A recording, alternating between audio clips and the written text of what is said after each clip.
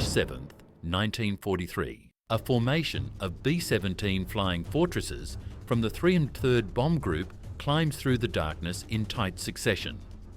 Below them, German Freya and Würzburg radar stations light up like they've just flipped a switch. Within minutes, flak batteries open up and night fighters tear into the stream.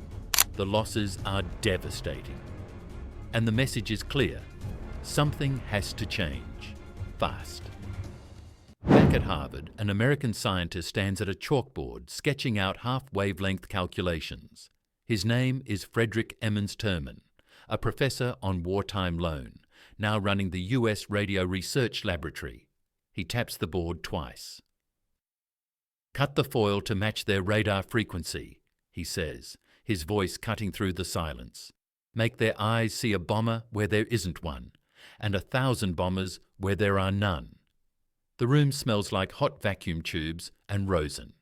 Young physicists in wrinkled uniforms nod slowly, already running the numbers in their heads.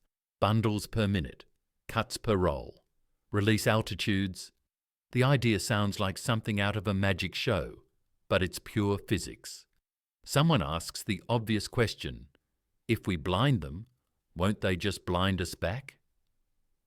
Terman's answer comes hard and fast. They already can, he says, holding up a captured German pamphlet from the Kammhuber line. So we learn faster. The concept itself is almost insultingly simple. Thin metallic strips, dipoles, they call them, each one cut to exactly half the wavelength of the enemy's radar. About 20 to 30 centimetres for the German Freya systems. 10 to 11 inches for Würzburg. You dump them by the bale, thousands of strips per second, from B-17s and B-24s, and they bloom into clouds of false targets. On a radar scope, it looks like a weather front. To a Himmelbett controller trying to feed night fighters into the bomber stream, it looks like chaos. The 8th Air Force, still licking its wounds after Schweinfurt-Regensburg, is ready to try anything that might lower the loss rate. The pathfinders in the 402nd Bomb Group take the first loads and the first carpet jamming sets. The procedures are simple and strict. Lead elements seed chaff corridors on the way in. Following groups add to the cloud every minute, on the minute. Standoff jammers hold mandrel walls along the flanks. High-power jostle birds orbit overhead to smother fighter control frequencies. Think of the Kammhuber line like a chain-link fence. Freya picks you up, Würzburg refines your position, searchlights lock on, and JG-300's night fighters finish the job. Terman's plan? Pour sand in the links, then yank the posts. Late July 1943, Hamburg burns under RAF window during Operation Gomorrah, and the lesson becomes brutally public. Chaff works. In the big time. Terman presses for US adoption at scale. He isn't selling novelty here. He's selling survival. Let their scopes bloom at 30 miles, he tells 8th Air Force liaisons. While they chase ghosts, your boys cross the coast. The first American mass drop gets scheduled for a winter morning when conditions line up perfectly. Winds aloft cooperating, jet stream stable, German radar sets humming on their favourite frequencies. The bundles get labelled by wavelength, jammers tuned to match. The orders fit on a single page. Cut to their frequency, drown their communications, and if the scope goes white, keep flying straight. The rest is just gravity and Maxwell's equations. The morning the Americans first ran the full recipe felt like watching a laboratory experiment become combat reality. The weather brief said the winds would hold the chaff cloud together for 20 minutes. Electricians in the line shops had taped and labelled bundles by frequency. Terman's men had tuned the airborne jammers and practised hand signals to replace clear radio during the run. The command brief made it sound simple. Put window on the axis, carpet the flanks, jam the control nets. Leave the rest to physics and timing. They started with the pathfinders. The 402nd and 390th flew lead, fewer aircraft, heavier loads of chaff, and the new AN/APT jammers installed in belly pods. On cue, bomber doors yawned open and the first bundles slipped free. For a heartbeat, it looked like paper rain. Then the sky exploded into a false cloud 40 miles wide. On German Würzburg consoles, the displays went white, a hard, fat smear obliterating everything. Freya operators farther out saw what looked like an incoming swarm. Night fighter controllers, who'd built their entire doctrine on the clarity of their scopes, suddenly found themselves handing pilots nothing but phantoms. Würzburg could still resolve range, but once the MANDREL wall and carpet hash arrived, operators couldn't tell which blip belonged to a real bomber and which was just a cloud of aluminum. The effect on the fighters was immediate, brutal. Fighters vectored on ground-controlled intercepts got sent into paper formations or failed to find the stream at all. A veteran of JG 300 later wrote that the night of coordinated chaff and jamming felt like trying to thread a needle in fog. Pilots who'd once cheered when Würzburg lights snap-locked on the bomber stream now muttered curses. They'd fly blind for weeks until new doctrines could be developed. But Terman's contribution wasn't just a kit you drop from a plane. It was systems thinking. His lab didn't just cut foil to the right length and call it a day. The Radio Research Laboratory designed bundles keyed to German frequency bands. They developed timed release rails, so chaff created corridors instead of random clouds. And critically, they built compact airborne transmitters that could put precise noise exactly on the defender's frequency. That combination did two things. First, it multiplied radar returns so ground operators chased illusions. Second, it forced the Germans to change tactics in ways that created other vulnerabilities. Push them to shift frequencies. You shrink their effective range and make their early warning net patchy.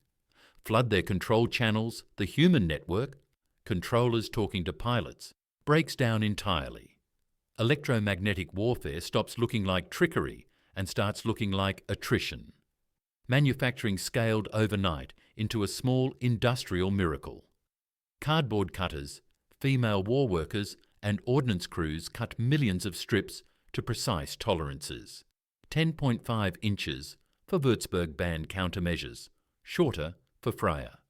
Packing lines at Kent and Massachusetts yards produced feathered bundles fitted into containers that would spring open and shower a plane's wake with glinting foil. Workers on assembly benches learned to handle coppered tape and aluminum so every strip fell true to length and orientation. Meanwhile, radio shops in RAF and US depots hustled to install jammers calibrated to the enemy's most troublesome sets. German countermeasures came fast, predictable but fast. At first they tried filtering, tighter receiver bandwidths, notch filters to ignore the obvious chaff band. Then they varied transmitter frequencies and experimented with duplexing schemes.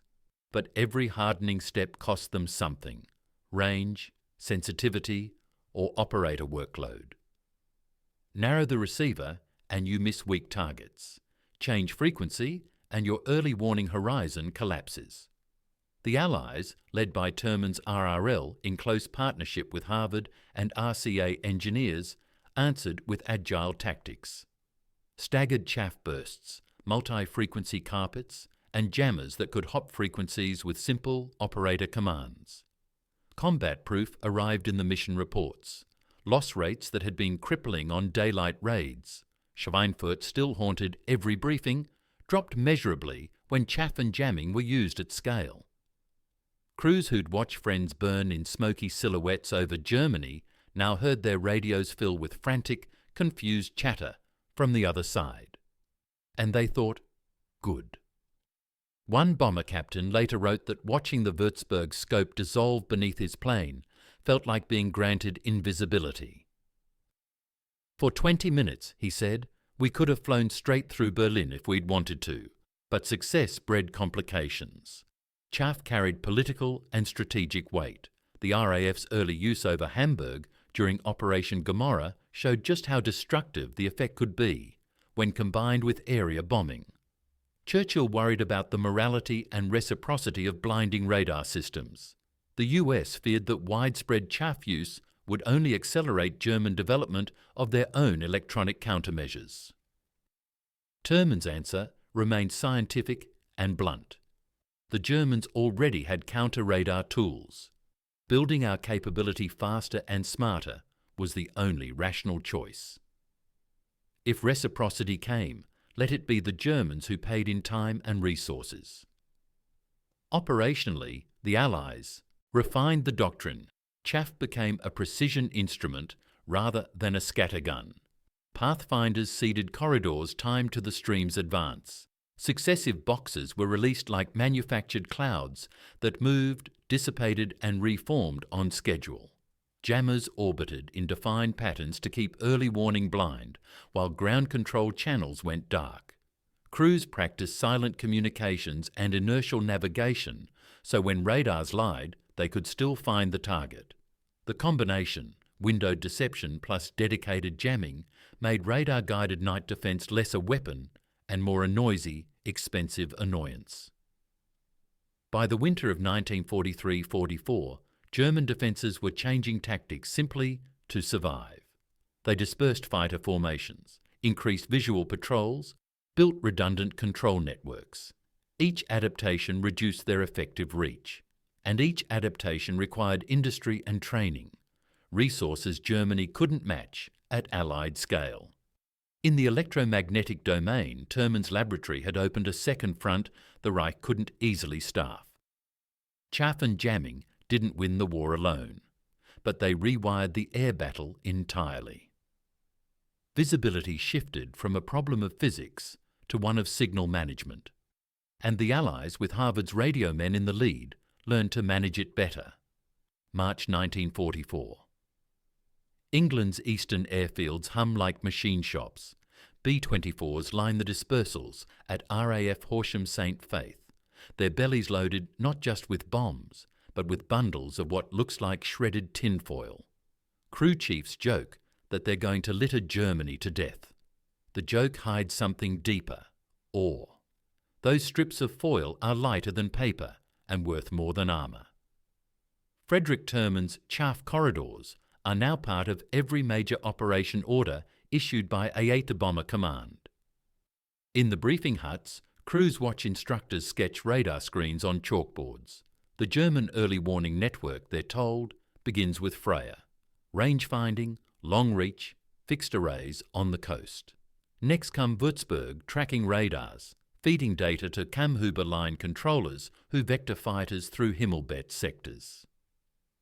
Think of it as a chain fence, the briefer says. We're going to blow holes in it with noise and foil.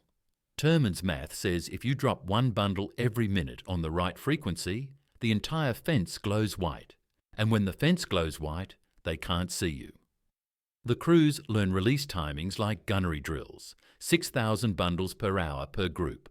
Altitude 20,000 feet. Interval 60 seconds.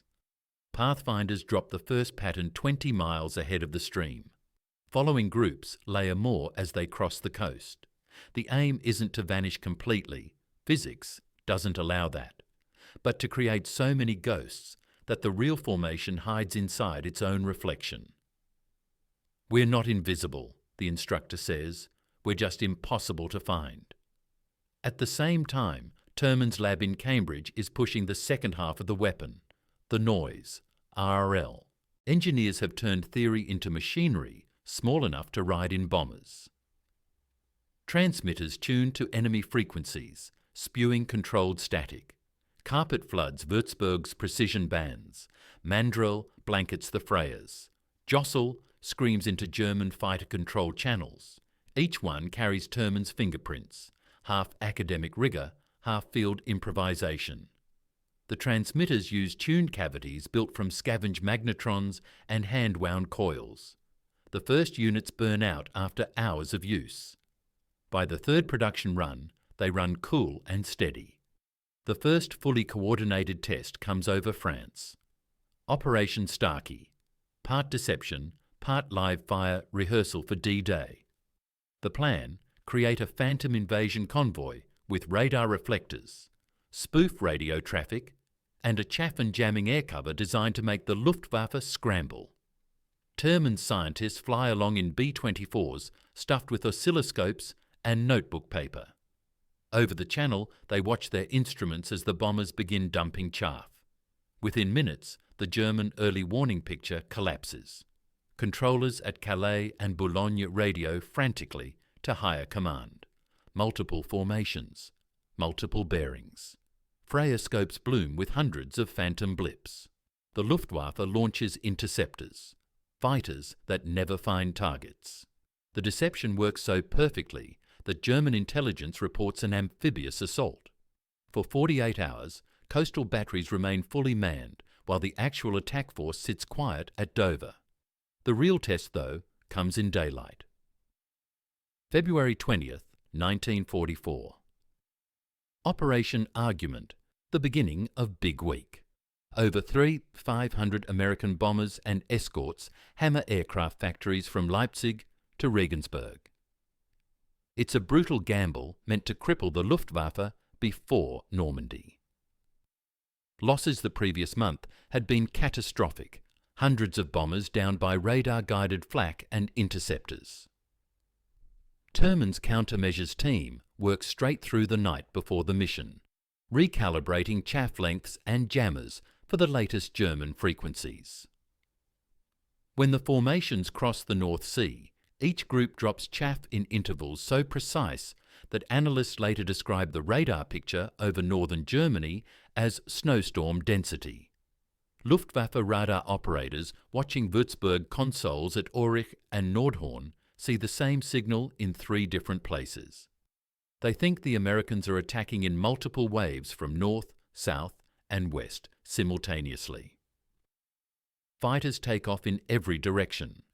The real bomber stream passes through a gap in the confusion, losing fewer aircraft in one of the largest raids of the war. For the first time since the 8th Air Force began daylight bombing, the loss rate drops below 5%. Post-mission analysis reads like a victory report from a different kind of front. German intercept frequencies jammed, control towers blind, radar-guided flak firing into empty sky. One surviving German technician later described it bluntly. It was as if the sky had been filled with ghosts. We could no longer trust our own instruments. But Terman isn't finished.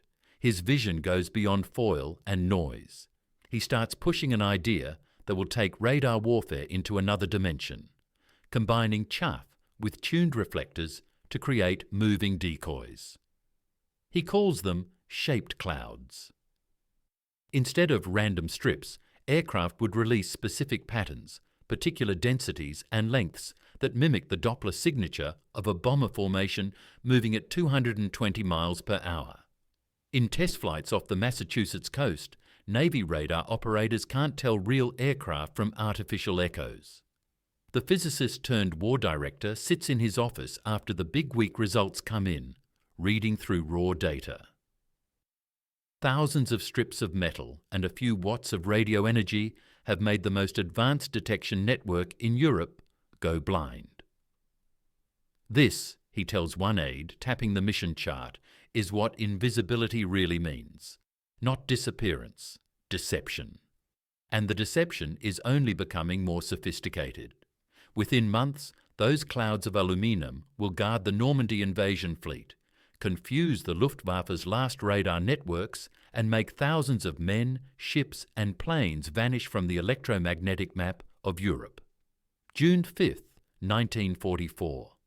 Somewhere over the Channel, beneath a ceiling of low cloud, the greatest deception in modern warfare begins with a whisper of static and a glitter of foil. The invasion hasn't started yet, not on the beaches at least, but in the airwaves it's already underway. Frederick Terman's Invisible Sky project has reached its final test, fooled the entire German radar network from Cherbourg to Calais for a single critical night. In a farmhouse near Portsmouth, Terman leans over a map crowded with red and blue pins. Around him sit British and American officers. the architects of Operation Fortitude, the master deception plan designed to convince the German High Command that the invasion will strike at Pas de Calais, not Normandy. They know radio discipline and dummy tanks will sell the lie on the ground. But to make the Luftwaffe believe it, to trick radar and controllers, they need electromagnetic ghosts. That's Terman's department. He explains it with an engineer's clarity. Their Freyers and Würzburgs see with pulses. We'll give them pulses to see. All we need are the right frequencies, the right spacing, and the right density. His hand rests on a crate labelled Window. Inside are thousands of bundles of aluminum strips, each cut to exactly 27 centimetres, half the wavelength of Würzburg radar. They'll be dropped not by bombers this time, but by fast, low-flying aircraft tracing paths off the coast of Calais and Boulogne. The code name is Operation Taxable for the Eastern Corridor, Glimmer for the Western. Chaff raids that will simulate invasion convoys steaming toward the wrong beaches. At 23 mph, the first RAF bombers begin releasing chaff at 500-foot intervals. Behind them, radar, jammers aboard British Sterlings and American B-24s pour out mandrel noise to mask the approach of the real invasion fleet heading toward Normandy. To German radar operators, the screens bloom with two massive convoys moving steadily toward the French coast, exactly where the Allies want them to look. On Würzburg, scopes near Cap Gris-Nez, operators track what they believe are hundreds of landing craft escorted by destroyers. They call in reports to the 15th Army at Calais. Enemy naval force bearing 240, range 30 kilometres, approaching in formation. No one doubts it. Terman's stroke of genius, merging chaff deception with active jamming, has turned radar from a weapon of detection into a weapon of confusion. German tracking stations attempt to adjust. They shorten pulse lengths, retune frequencies, apply filters. None of it helps. The reflections shift and flicker like real ships under choppy water. In some sectors, ground controllers order artillery batteries to open fire on the phantom invasion. The 2nd Flak Division at Calais fires more than 500 rounds into an empty sea. While the Germans chase ghosts, the true invasion armada, 5,000 ships carrying 156,000 men, passes undetected through the quiet channel south of the chaff cloud. Allied radar deception buys them exactly what Terman's analysis predicted: 4 hours of blindness. Enough for paratroopers to land, for destroyers to open fire, for the first landing craft to touch sand at Utah and Omaha before the German High Command even realizes the real invasion has begun. Back in England, reports stream into the Radio Research Laboratory. German radar silence, confused transmissions, multiple false sighting reports. One of Terman's assistants records the radio intercepts, panicked Luftwaffe controllers yelling over jammed frequencies, trying to vector night fighters into phantom bomber streams. It's the electromagnetic equivalent of shouting into fog. When dawn breaks over Normandy, the deception still holds. Field Marshal von Rundstedt's headquarters remains convinced the real attack is yet to come at Calais. For 2 full days, the 15th Army stays frozen in place, guarding against an imaginary fleet created by Terman's chaff corridors. In those 2 days, the Allies secure their beachheads. For Terman, who's spent 4 years translating Maxwell's equations into tactics, the news arrives in fragments.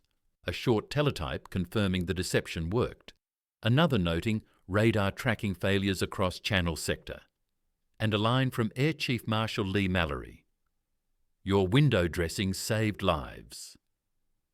He smiles at the pun, tired but satisfied. But the scientist's mind doesn't rest. He's already thinking about what comes next, because the Germans are adapting fast. Within weeks, they're experimenting with radar frequency hopping, polarization filters, and passive listening devices to track chaff-dispersing aircraft by their wake. Some of these countermeasures work briefly.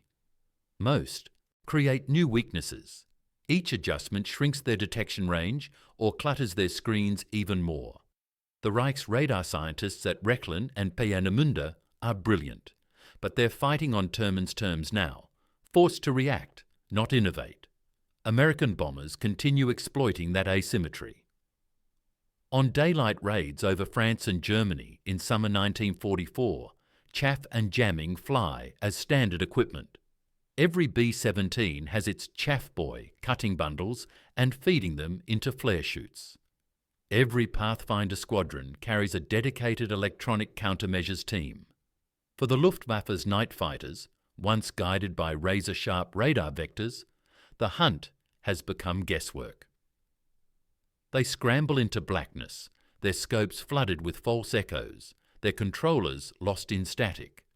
One German night fighter pilot, Hauptmann Heinz Wolfgang Schnaufer, later recalled seeing the sky snowing metal during a raid on Stuttgart. "We could not find the enemy. We flew into ghosts. Every return was a lie." That lie, the engineered illusion of a phantom sky, was Terman's true masterpiece. He hadn't built a weapon that destroyed. He'd built one that deceived, buying time and space through physics. And as Allied air fleets advanced deeper into Germany, the man who once taught radio theory at Stanford had become something rare in modern war. A scientist who turned equations into invisibility. By the summer of 1944, the Luftwaffe's radar chain, once the pride of its air defence, was fighting ghosts on every front. And Terman, sitting in his office in Cambridge, Massachusetts, surrounded by radio schematics and intercept logs, understood something profound. The world's next battlefields wouldn't be defined by firepower, but by the invisible struggle for the electromagnetic spectrum. Autumn 1944. The skies over Europe are crowded with noise, radar pings, radio chatter, jamming static, and endless glittering streams of chaff falling through contrails. The air war has become a contest not of machines, but of signals. And Frederick Terman is winning it. By now, his radio research laboratory in Cambridge has become a factory of invisibility. 2,000 scientists, technicians, and engineers, many drawn from Bell Labs, Harvard, and MIT, work under his command. The war has made Terman what Stanford alone never could, the architect of America's electronic countermeasure empire. His office walls are lined with blueprints of jammers, decoys, and radar receivers. The invisible war he started with strips of aluminum has grown into something far larger, a new kind of battlefield where victory belongs not to those who strike hardest, but to those who deceive best.